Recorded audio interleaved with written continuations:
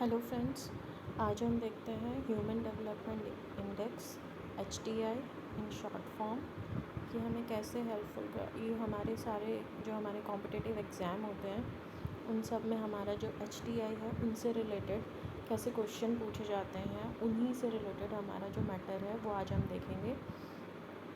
सबसे पहले हम ये देखेंगे कि HDI जो हमारा इंट्रोड्यूस हुआ था वो कब इंट्रोड्यूस हुआ था और कौन कौन से इकनॉमिस्ट हैं जिन्होंने ये इंट्रोड्यूस करा था। सबसे पहले क्या था, firstly human development index firstly applied in 1990s में फर्स्टली अप्लाइड हुआ था and it is developed by the two economist. First one is Pakistani economist that is महबूब उल हक, और उसके बाद इसको और डेवलप किया था Indian professor doctor Amartya Sen ने। इन्होंने इनमें क्या इंक्लूड किया था, इन्होंने इंक्लूड किया था कि हमारी जो कैपेबिलिटी है, ह्यूमन कैपेबिलिटी की हम अभी बात करेंगे, तो जो ह्यूमन कैपेबिलिटी टर्म है वो अमर्त्य सेन ने इंक्लूड करी थी। इन्होंने ये इंक्लूड करी थी।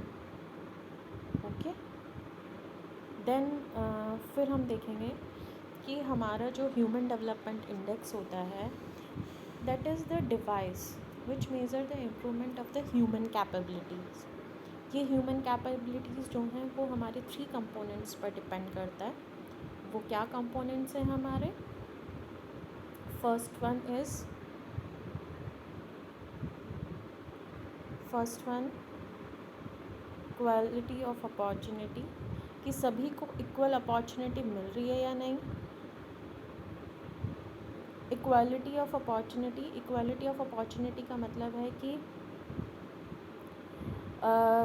In terms of social, in terms of politically, in terms of economically, यानी इक्वालिटी अपॉर्चुनिटी में है या नहीं है वो इसको मेज़र करता है। फिर हमें अपॉर्चुनिटी तो मिल रही है लेकिन ये अपॉर्चुनिटी हमारी सस्टेन कर रही है या नहीं है। यानी एक बार अपॉर्चुनिटी अगर किसी भी कंट्री के सिटीज़न को मिल गई है, यानी जो कंट्री में जो सिटीजन्स रह रहे हैं उनको ये अपॉर्चुनिटी मिल रही है, तो ये अपॉर्चुनिटी सस्टेन कर रही है, यानी लॉन्ग टर्म के लिए परस्यू कर रहा है वो सिटीज़न या फिर नहीं।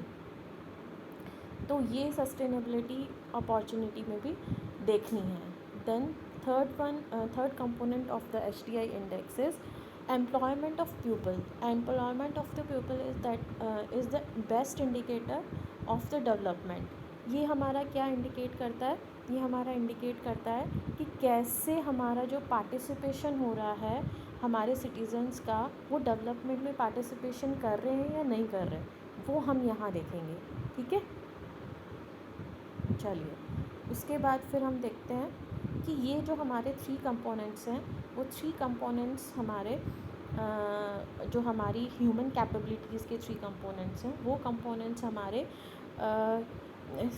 कुछ एलिमेंट्स कंटेन करते हैं। ये एलिमेंट्स क्या होंगे? These are the 3 elements which are depend upon these 3 components. ठीक है, first one is longevity, second one is knowledge, and third one is standard of living. longevity means कि इंसान यानी एक आदमी ने या फिर एक औरत ने, मतलब एक इंसान ने कितनी लाइफ अपने बर्थ से लेकर अपनी डेथ तक कितना लाइफ स्पेन उसका रहा है, that is called the longevity। And another name of the longevity is life expectancy. मतलब कि कोई भी व्यक्ति या कोई भी पर्सन हमारा कितना लाइफ स्पेन करता है अपनी बर्थ से लेके अपनी डेथ तक, that is called the life expectancy. Now the second one is knowledge. Knowledge is related to the literacy, adult literacy means कि जो हमारा 7 साल से ऊपर के लोग हैं, बच्चे हैं, उनको पढ़ना लिखना आता है नहीं, वो लिटरेट हैं या नहीं हैं, तो ये जो है ये second element. Then third element is standard of living. Standard of living means कि उनकी परचेजिंग पावर कितनी है पर्सन की, जो हमारा सिटीज़न है या जो हमारा कंट्री में जो पर्सन रहते हैं उनकी परचेजिंग पावर कितनी है, मतलब वो क्या क्या अपनी सुविधा का सामान ख़रीद सकते हैं या नहीं। जैसे अगर कोई पुअर पीपल है तो वो उसकी परचेजिंग पावर क्या होगी, कम होगी, क्योंकि वो कम ख़रीद सकता है। और जो जिसके पास अच्छी अर्निंग होगी वो क्या करेगा, थोड़ा लग्जरी लाइफ भी ख़रीदेगा, थोड़ी और चीज़ें भी ख़रीद लेगा, तो उसकी परचेजिंग पावर क्या होगी, ज़्यादा होगी।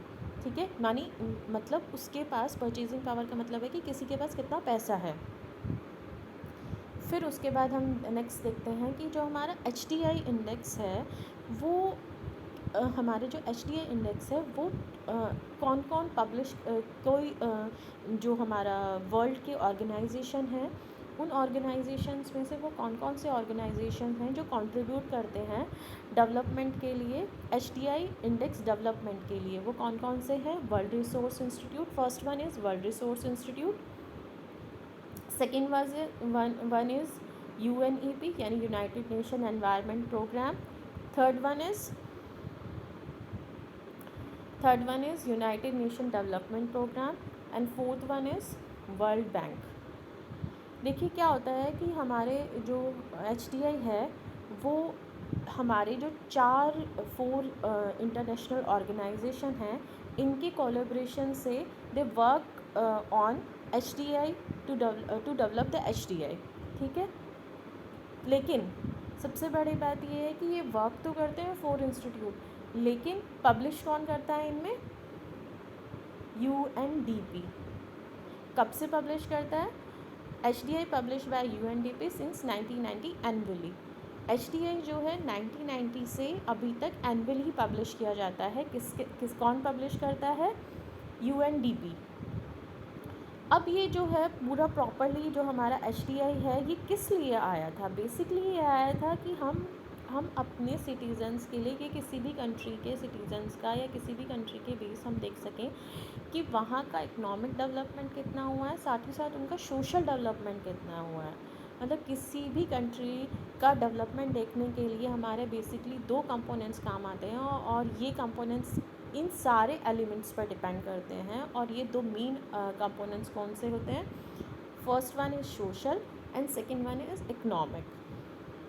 ठीक है, देन ये हमारा जो इंडेक्स है वो हमारा इंडेक्स डिपेंड करता है किस पर, ये हमारा इंडेक्स डिपेंड करता है इसकी जो वैल्यू होती है। जब हम पूरा कैलकुलेट कर लेते हैं, क्या क्या कैलकुलेट करते हैं हम, ये जो हमारे कंपोनेंट्स हैं उनके बेसिस पर ये 3 एलिमेंट्स आते हैं और इन 3 एलिमेंट्स के बेसिस पर जो हमारा ज्योमेट्रिक मीन निकलता है, उस ज्योमेट्रिक मीन पर हम क्या करते हैं, हमारी कुछ वैल्यूज़ आती हैं। और ये वैल्यू हमेशा क्या होती है, ज्योमेट्रिक मीन जो होता है ये 0 से 1 के बीच में ही होना चाहिए।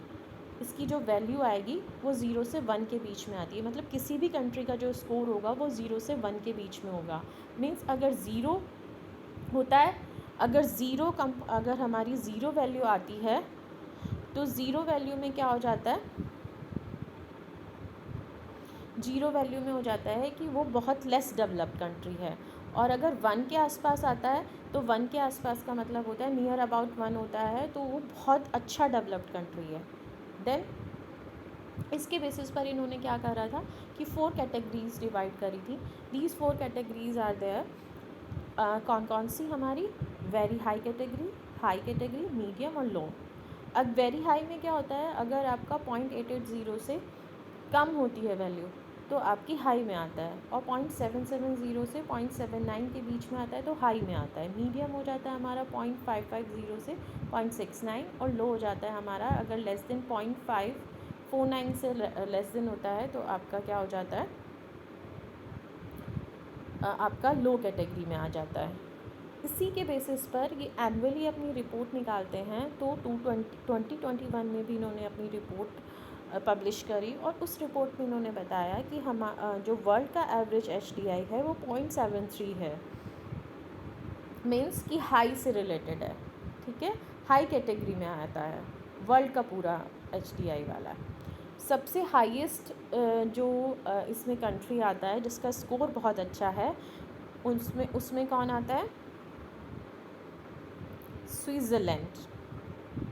स्विट्ज़रलैंड हमारी फर्स्ट पोजीशन पे आता है और जिनका HDI वैल्यू जो है वो 0.96 है। 0.96 मीन्स कि वो हमारी फर्स्ट कैटेगरी में आ जाते हैं। उसके बाद नॉर्वे और आइसलैंड का नंबर आता है।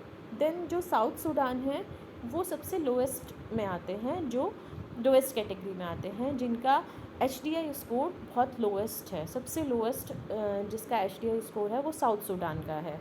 इंडिया की रैंक जो है 132 आई है 2021 रिपोर्ट में, जबकि इंडिया की रैंक जो है वो कम हुई है, क्योंकि इंडिया की रैंक 2020 में आई थी जो रिपोर्ट, उसमें 131 रैंक आई थी।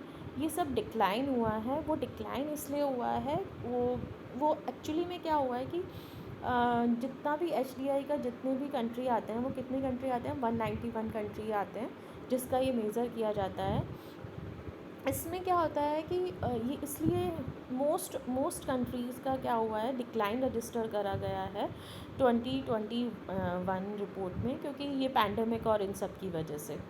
ठीक है, उसके बाद इसमें हम देखते हैं कि इंडिया का जो रैंक है वो 132 है, लेकिन श्रीलंका वहीं अगर हम देखते हैं then here we see the rank of Sri Lanka is 73, China 79, and Bangladesh is better than India, is 129.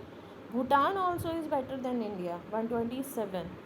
लेकिन वहीं पे अगर whereas we see the Pakistan hold 161 rank, Nepal hold 143, यानी पाकिस्तान और नेपाल की कंडीशन इंडिया से थोड़ी कम है, लेकिन वही श्रीलंका, चाइना, बांग्लादेश, भूटान की अच्छी है। म्यांमार की भी इंडिया से कम है। ठीक है, देन हम लोग देखते हैं कि ठीक है, हम HDI को मेज़र करते हैं सोशल एस्पेक्ट्स में, इकोनॉमिक एस्पेक्ट्स में, लेकिन हम बहुत सारी चीज़ें अभी भी इसमें इंक्लूड नहीं करते हैं।